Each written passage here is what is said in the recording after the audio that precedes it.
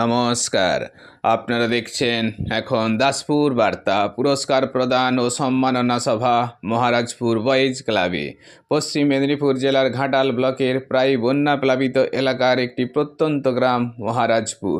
এখানে ৫৫ তলায় কর্মবীর সন্ন্যাসী স্বামী বিবেকানন্দের ভাবাদর্শে গড়ে উঠেছে মহারাজপুর স্বামী বিবেকানন্দ বয়েজ ক্লাব। এর উদ্যোগে ৩১তম বর্ষে শ্রী পঞ্চমীতে মাতৃবন্দনা উপলক্ষে ৩ দিনব্যাপী খেলাধুলা, নাচ গান, আবৃত্তি, মিউজিক্যাল চেয়ার, স্মৃতিশক্তি পরীক্ষা ইত্যাদি বিষয়ক প্রতিযোগিতা করানো হয়েছে। প্রতিটি ক্ষেত্রে শীর্ষস্থানীয় ৩ জনকে পুরস্কার প্রদান করা হলো। এদিন পরিবেশ সুরক্ষাকর্মী মলয় ঘোষকে সর্প সচেতনতা বিষয়ে শিক্ষামূলক আলোচনা শেষে অনন্য সম্মাননা জ্ঞাপন করা হয়েছে এবং মহারাজপুর উচ্চ বিদ্যালয়ের একদল কন্যাশ্রীকেও সামাজিক সচেতনতা প্রসারে উৎসাহদানে সম্মানিত করা হয়। এলাকার দরিদ্র নারায়ণদেরও বস্ত্র উপহার দেওয়া হয়েছে বিনা ব্যয়ে সর্বসাধারণের চক্ষু পরীক্ষা ও ব্লাড সুগার পরীক্ষা শিবির। এক কথায় শিক্ষা, স্বাস্থ্য, সংস্কৃতির প্রসারে এই বয়েজ ক্লাবের সারা বর্ষব্যাপী সমাজসেবামূলক কর্মকাণ্ডে উপস্থিত অতিথিবৃন্দ ভূয়সী প্রশংসা করে এলাকাবাসীকে সার্বিক স্বার্থে তাদের পাশে থাকার পরামর্শ দিয়েছেন।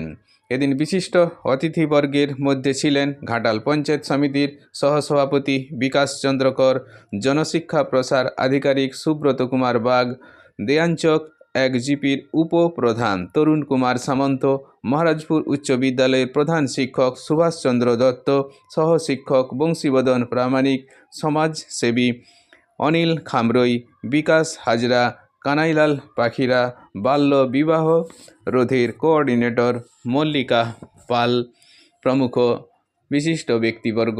সমগ্র সভা সঞ্চালনায় ছিলেন এই বয়েজ ক্লাবের সাংস্কৃতিক সম্পাদক শ্রীকান্ত বেরা, সুখদেব মাইতি, তন্ময় মণ্ডল, উত্তম শাসমল প্রমুখ।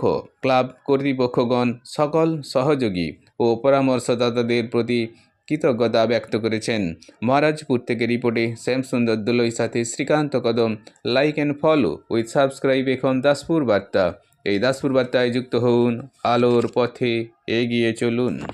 আমাদেরকে রেখে দায়িত্ব দিয়ে চলে গেছেন, তাদেরকে শ্রদ্ধা জানিয়ে আগামী দিনগুলি যাতে এই ধরনের অনুষ্ঠানের মধ্যে আমরা থাকতে পারি সেই আশা করব।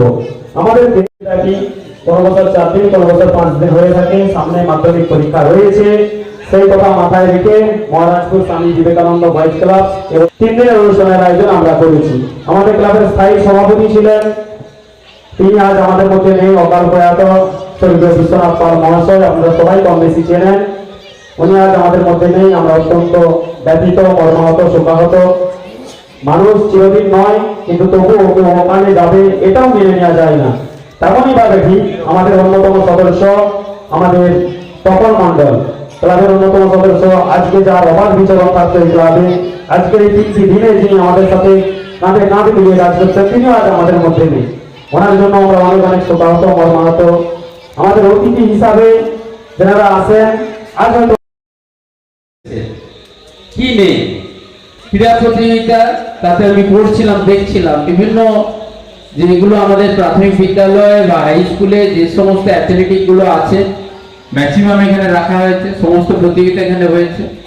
সাংস্কৃতিক প্রতিযোগিতা আমাদের হয়তো মহারাজপুর হাই স্কুলে যে সমস্ত সাংস্কৃতিক প্রতিযোগিতা হয় সেগুলো এখানে প্রতিযোগিতা আকারে রাখা হয়েছে। নৃত্য থেকে, সঙ্গীত থেকে, আবৃত্তি থেকে শুরু করে আরো আমরা তো এসে দেখলাম ভয়েস লাইট থেকে শুরু করে অন্যান্য প্রতিযোগিতাগুলো। তো সত্যি ভালো লাগে আমার। এবং এই যে প্রয়াস, আমাদের শ্রীকান্ত তার বক্তব্যে বললো যে আমরা যেখানে অনুষ্ঠান করছি অনেকে উপস্থিত হতে পেরেছেন, কিন্তু যারা উপস্থিত হতে পেরেছেন তাদের সংখ্যা কিন্তু কম। বাইরে আছেন তার থেকে অনেক বেশি সংখ্যক এই ক্লাবের পৃষ্ঠপোষক। এবং যার নামে এই ক্লাব, সেই বিবেকানন্দ, মহারাজপুর স্বামী বিবেকানন্দ বয়েজ ক্লাব, এই বিবেকানন্দ মানেই কিন্তু আমাদের একটা অনুপ্রেরণা, একটা নীতি, একটা আদর্শ, এবং সেটাকে সামনে রেখেই আবর্তিত হওয়া।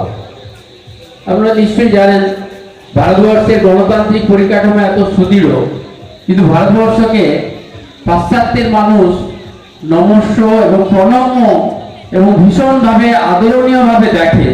তার অন্যতম কারণ ভারতের আধ্যাত্মিকতা বোধ, স্পিরিচুয়ালিটি, এবং সেই আধ্যাত্মিকতা বোধ কিন্তু শুরু হয়েছে স্বামী বিবেকানন্দের কাছ থেকেই।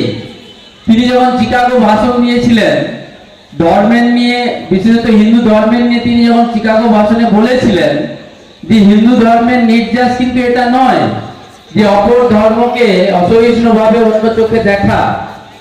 ভারতীয়ত্ব এবং হিন্দুত্ব মানে সমস্ত ধর্মের মানুষকে ভালোবাসা, পরধর্মের প্রতি সহিষ্ণুতা, টলারেন্স। এই বিষয়টা তিনি যখন অনেক গুরুত্ব দিয়ে ভাবিয়েছিলেন এবং চিকাগোর ভাষণে তিনি যে অ্যাড্রেসটা করেছিলেন, মাই ব্রাদার্স এন্ড সিস্টার্স, সেই আহ্বানেই কিন্তু সারা বিশ্ব আলোড়িত হয়ে গিয়েছিল। আমরা সবাই জানি রক্তাল্পতা এমনিতেই আমাদের ছাত্রীরা ভোগে, তার জন্য বিদ্যালয়ে আমাদের কিন্তু আয়রন ট্যাবলেট এবং ফলিক অ্যাসিড দেওয়া হচ্ছে। শিক্ষাক্ষেত্রেও আপনারা দেখেছেন স্কুল ড্রেস থেকে, মিড ডে মিল থেকে শুরু করে, বিনামূল্যে পুস্তক থেকে শুরু করে, নানাবিধ সবুজ সাথী প্রকল্প থেকে শুরু করে বিভিন্ন প্রকল্পের মধ্য দিয়ে ছাত্রছাত্রীর কাছে কিন্তু আমাদের সরকারের দৃষ্টিভঙ্গি আমরা পৌঁছে দিতে সমর্থ হয়েছি। নিজেদের সেই সব বাড়ি বা সেই সব গার্জেনদের একটুখানি সচেতন করতে হবে যাতে এই বাল্য বিবাহ তারা যেন কখনো না দেয়, কারণ বাল্য বিবাহ একটা ভয়ানক ব্যাধি।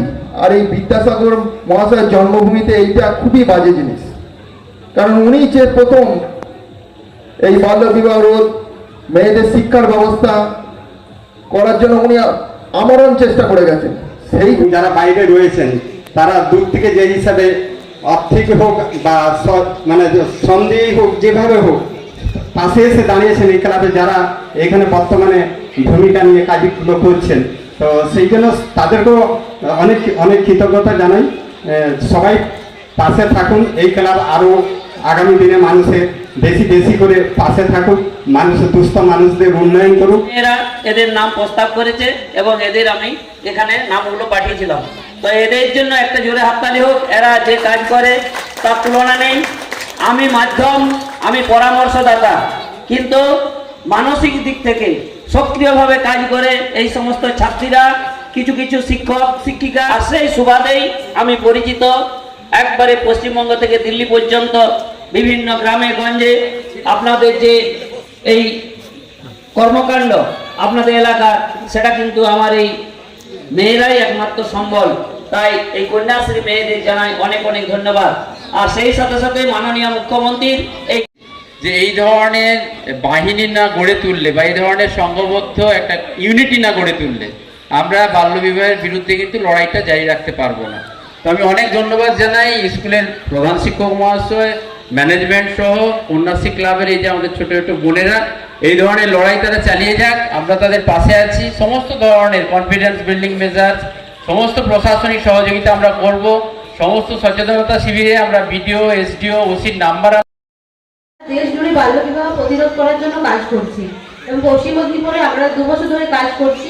অনেক বাল্য বিবাহ আমরা বন্ধ করছি, অনেক হয়তো করতেও পারছি না।